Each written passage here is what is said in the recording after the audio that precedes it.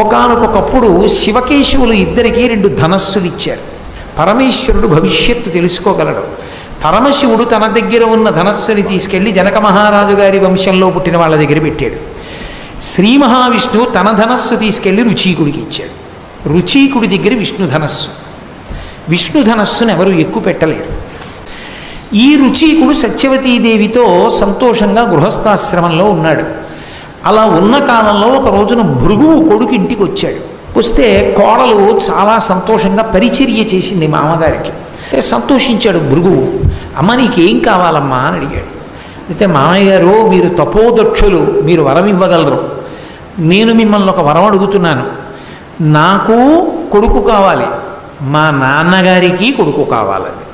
తను ఒక్కతే తరించడం కాదు, తన తండ్రికి కొడుకు లేడు, తానొక్కతే కూతురు. తనని కన్యాదానం చేసేసాడు. కొడుకులు పుట్టాలని తీర్థయాత్ర చేస్తున్నాడు. మా నాన్నగారికి కూడా కొడుకు కావాలి అని. వెంటనే భృగువు గొప్ప తపశ్శక్తి సంపన్నుడు.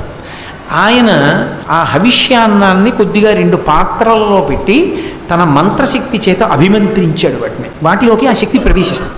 అమ్మ మీ అమ్మ తిరిగి వస్తోంది తీర్థయాత్ర నుంచి, నిన్ను చూడడానికి ఇక్కడికి వస్తుంది. ఒక పని చెయ్యి, ఈ పాత్ర నువ్వు తిను, ఈ పాత్ర మీ అమ్మ తినాలి. ఎందుకని? ఆ ఇంట్లో పుట్టినవాడు కూడా వేదాంగములు చదువుకుని శాస్త్రం చదువుకుని చక్కగా